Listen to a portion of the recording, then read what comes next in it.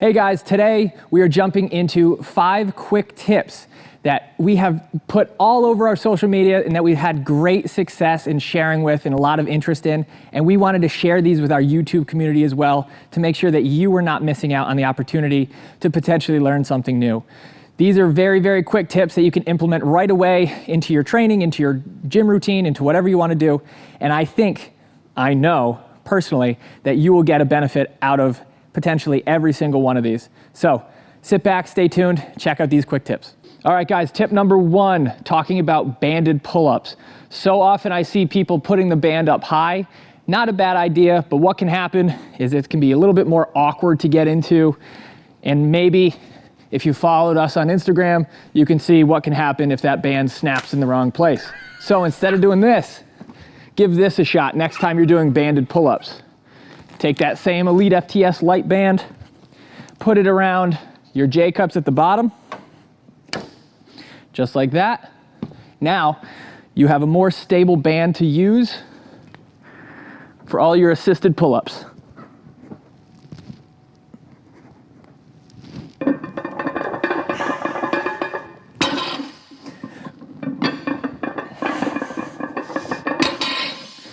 All right, guys, tip number 2. Deadlifting is fantastic. We all love to do it. We love to throw around heavy weight, but the biggest pain in the butt when it comes to deadlifting is getting the weights off the bar. If you are training here, we have this very fancy deadlift jack. Very simple, right? Pop it in, pop it up, unload the weight. But if you're not as fortunate as we are here at the compound to have a very, very, very nice deadlift jack, and you want to be able to get the weights off the bar without exerting a ton of energy, what you can do, find yourself a 5-pound plate. What you want to do, slide it under the innermost plate. Slide it up, and now you have a nice jacked up deadlift bar where you can easily slide the weights right off. All right guys, tip number 3. Whenever we're trying to lift maximal weights, we are always looking for intra-abdominal pressure. In powerlifting and strongman, even in bodybuilding if you're going heavy, we often see belts being utilized. But one of the problems with a belt, if it's not an older belt like this, is that it's very, very stiff and can be difficult if you're not utilizing a lever belt and you have a more of an old-fashioned belt like this. It can be very difficult to get tight enough for yourself for the lift that you actually want to do. So what we're going to be doing today is showcasing you just how you can tighten this belt in any gym, anywhere you are, all right? So anytime you're wearing a belt, what you need to focus in on is making sure that it's lined up on the part on your stomach that goes out the farthest. That's usually a general rule of thumb. If you're doing strongman, it may be a little different. You may want it a little lower if it feels more comfortable in different positions. The idea is wraps around the part of your stomach that extends out the most. So now when we're talking about tightening, how we tighten our belt around here and how you can do it in any gym, anywhere you are. Find a monolift, find a rack, you can even find a bar. And what you want to do, hold and pin that belt right down, right? So from that position now, you can really leverage your own body weight and tighten that belt as far as you need it. When you are tightening your belt, you don't need to cinch it down as far as it possibly can go. You need space for your stomach, your obliques, and your back to expand into it and pressurize 360 degrees. So next time you're tightening your belt, find the closest rack, find the closest power bar, pin that belt down, hold on to it, cinch it down to your spot that you need it, lock it in, and hit all sorts of new PRs. All right guys, tip number 4. We are lucky enough here at elitefts to have one of the biggest, most badass sissy squats we have ever seen on this planet. A sissy squat is essentially a quad dominant exercise where you can blow up your quads in a very particular movement.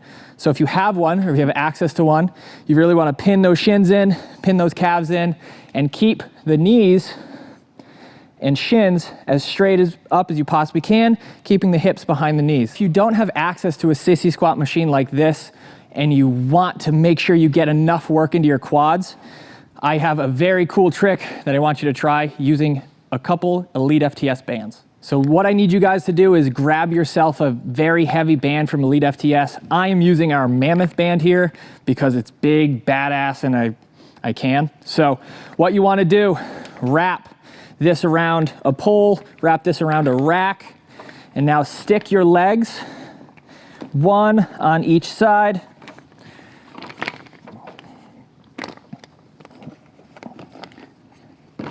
Very gracefully. Now, we're gonna be able to mimic that same sort of movement without having that big expensive machine. So, leaning back, I like to kind of hover my hands around the rack just to make sure that you don't fall. Make sure that you have a solid grip on the floor. Don't do this in socks in your kitchen or something silly like that.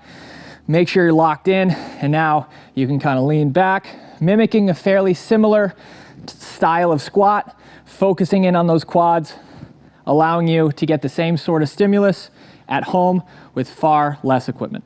And here we go with tip number 5. Again, we are gifted with these fantastic Elite FTS benches, and one of the best features of these benches is these pads, right? When you're trying to go for a really big bench, you want to make sure you have a pad that you can squish into and it won't slide on. The material on these benches is fantastic, and it's one of the best, if not the best bench I've ever used. But not all gyms have access to these types of benches. And what you'll find is in a lot of commercial gyms, you're going for a big bench and you realize you can't bury those shoulders into the pad and get that stable platform to press from. So what do? We have to figure out a way to build that stability and get really stiff and locked into this pad. Insert Elite FTS light bands. What we do here, very simple. You take 2 of these light bands, drape them right over the bench, pull it nice and tight. I like to use 2, so you have an even platform to dig into. Now, you'll be able to slide those shoulders in, dig those shoulders in, and make sure you hit very, very heavy benches without worrying about slipping, falling, or potentially hurting yourself. And just because you stuck around this long, we have a nice bonus tip for you. We all love dynamic benching. We all love speed work, but we also don't like it when we have to put the bands on and it's kind of awkward when we kind of mess with it. But what we want to do is when you're adding a band to a bench, couple key points. First and foremost, if you're going to be using a doubled mini band, always start by putting the band on the peg first. You'll see a lot of people drape it over the bar here, and then they're trying to wrap it around and it looks ridiculous. Easiest way to do it, grab it in both hands, slip it underneath that pin, and here's the key tip. Make sure your foot is between you and that band.